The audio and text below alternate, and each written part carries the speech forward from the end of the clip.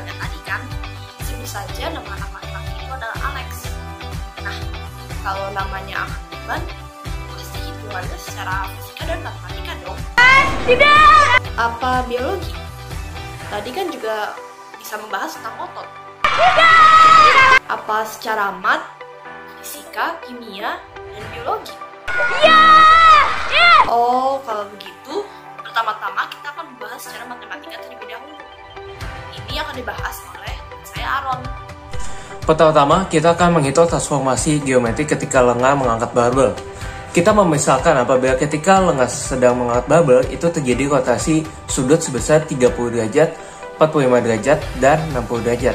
Pertama-tama, kita akan menentukan koordinatnya dulu. Koordinat awalnya itu kita misalkan saja ya, koordinat A, yaitu sebesar 50,0. 50,0 ini didapat dari jarak antara lengan sampai ke barbelnya ketika kita mengentangkan tangan, yaitu secara horizontal. Lalu kita menentukan titik pusatnya juga, yaitu 0,0, dan lalu kita coba kerjakan apabila sudutnya itu dirotasi sebesar 30 derajat.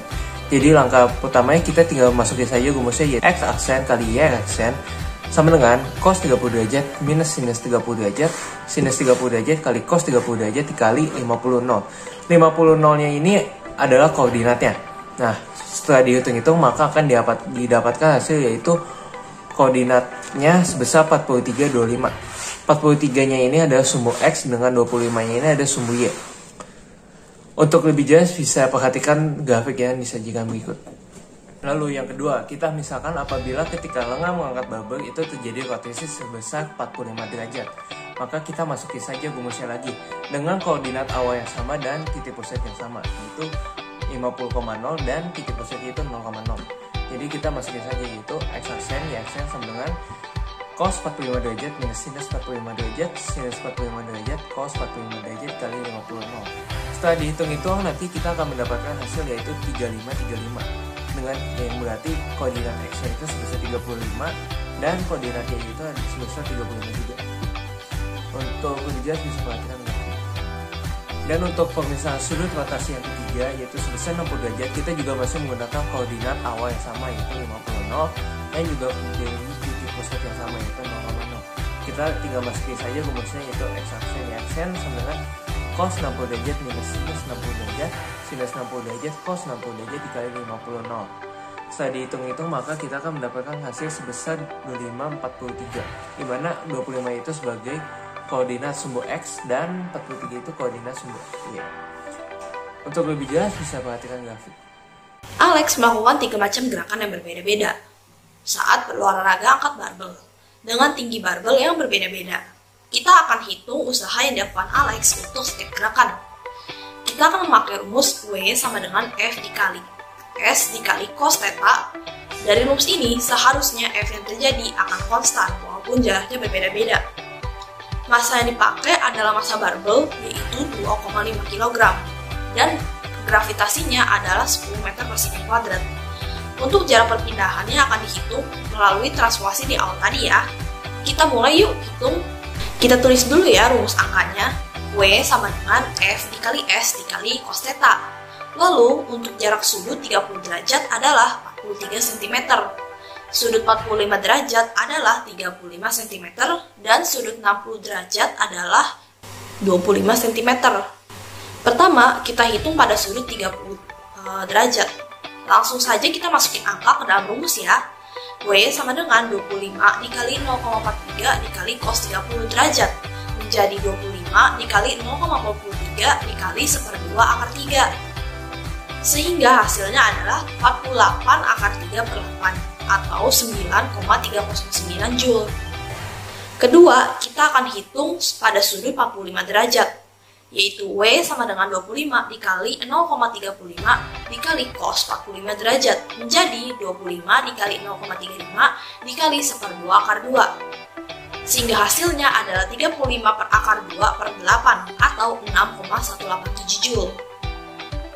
Ketiga, kita hitung pada saat sudut 60 derajat, yaitu W sama dengan 25 dikali 0,25 dikali cos 60 sama dengan 25 dikali 0,25 dikali 1/2 sama dengan 25 per 8. Sehingga hasilnya adalah 3,125 Joule. Dilihat dari tabel dari grafik, Terlihat loh, semakin besar sudut maka usaha yang dilakukan semakin kecil dan usaha dilakukan dengan gaya yang konstan. Untuk fisika sudah nih, terus apa lagi ya? Matematika sudah, fisika sudah. Oh iya, biologi dan kimia. Nah, kita lanjut biologi nih yang akan dibahas oleh Lauren dan Gaby. Hai semua. Hai semua. Sekarang, aku dan Gaby akan menjelaskan tentang materi biologi nih. Gab, kita mau jelasin apa dulu nih? Aku akan jelasin struktur otot dulu ya. Aku jelasin otot yang nantinya akan digunakan untuk pembahasan kita nanti, yaitu otot bicep dan tricep. Nama lainnya adalah bicep brachii dan tricep brachii. Sebelumnya aku mau kasih info tambahan kalau otot punya struktur luar yang dikenal dengan origo dan insersio, yang artinya tendon yang terletak pada tulang yang tidak bergerak dan pada tulang yang bergerak. Tunggu bentar deh, Gab. Tendon itu apa sih? Tendon adalah bagian otot yang menempel pada tulang. Oh gitu. Terus Gab, lanjutannya? Untuk otot bicep, origonya di tulang selangkang dan humerus, sedangkan otot tricep, origonya terdapat pada tulang belikat dan humerus. Untuk insersio, otot bicep ada di tulang pengumpil dan otot tricep ada di tulang hasta. Nah, sekarang aku mau nanya Lauren, cara kerja otot gimana ya? Sebelum aku kasih tahu cara kerja otot bicep dan tricep, aku jelasin dulu nih 2 macam gerak. Yang pertama ada gerak sinergis, yang artinya gerak 2 buah otot yang arahnya sama. Yang kedua ada gerakan antagonis, artinya gerak 2 buah otot yang saling berlawanan.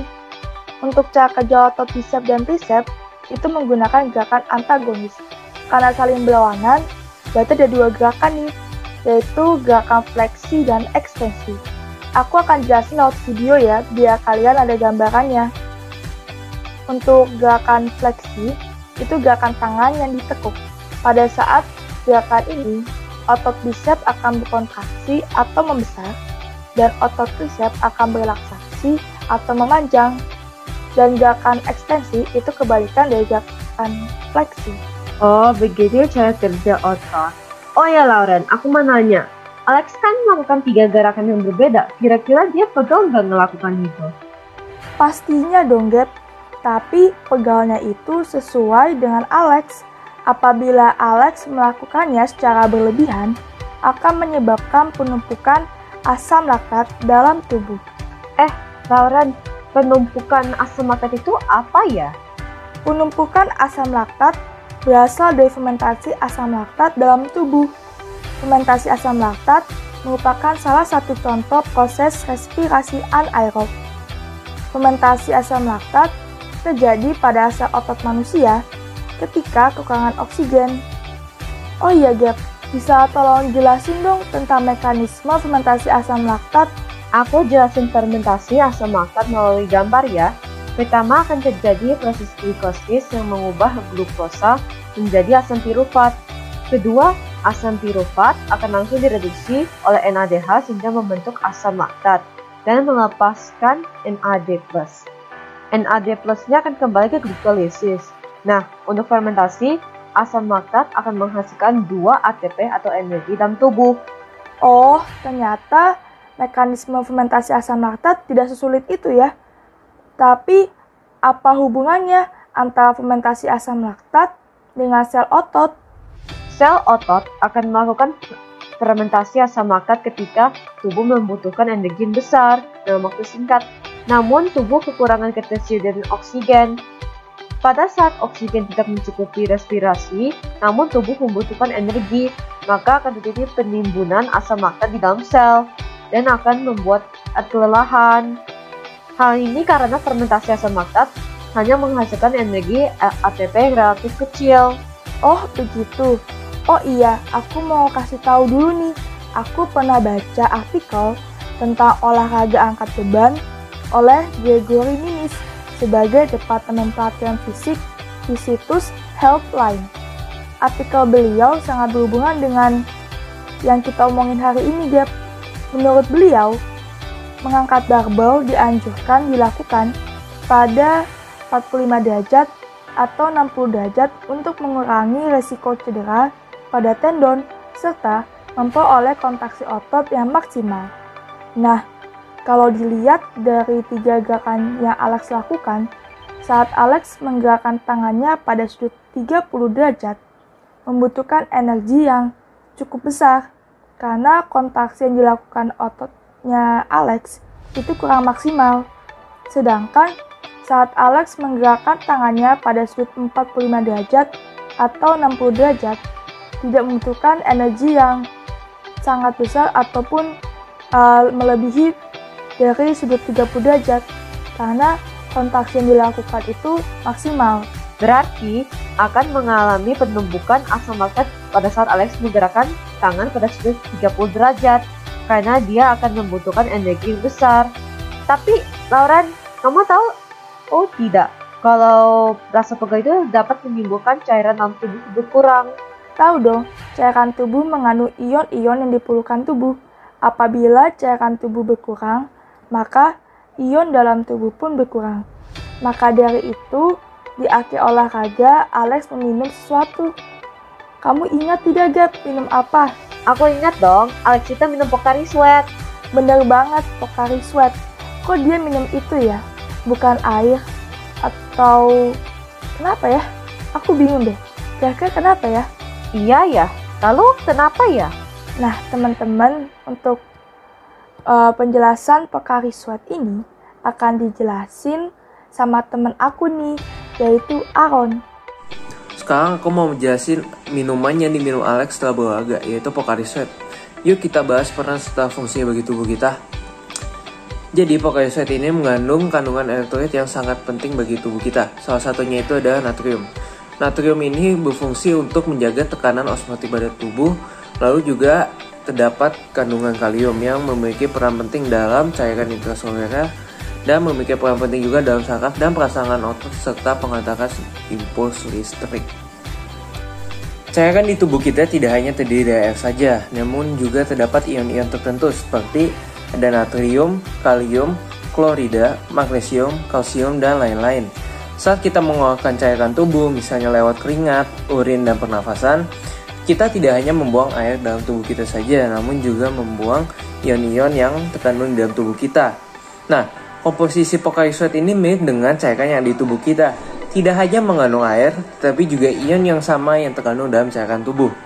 Pocari Sweat merupakan minuman isotonik. Larutan isotonik adalah suatu larutan yang mempunyai konsentrasi antara zat pelarut dan zat terlarut yang sama atau seimbang. Banyak minuman kompresan isotonik yang digunakan untuk menggantikan ion-ion pada tubuh.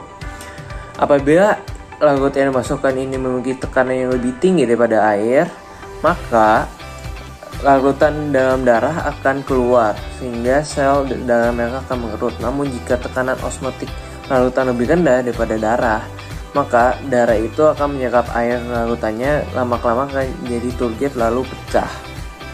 Setelah melihat gerakan Alex serta penjelasan fisika dan biologi, kita dapat menyimpulkan bahwa ketika Alex mengangkat barbel dengan sudut 30 derajat, ia akan memerlukan usaha yang lebih besar juga. Dengan pengeluaran usaha yang lebih besar juga, maka pengeluaran cairan pun juga lebih besar, sehingga Alex perlu mengganti cairan-cairan tubuhnya dengan meminum cairan isotonik. Sedangkan pada sudut 45 derajat dan 60 derajat, Alex tidak perlu tenaga yang besar, sehingga cairan tubuh yang dikeluarkan juga tidak begitu besar juga. Jadi begitu teman-teman, mengapa ketika Alex berolahraga dia juga minum cairan isotonik, yaitu Pocari Sweat. Sekian dari kami berempat, semoga penjelasan kami dapat bermanfaat bagi kalian. Terima kasih.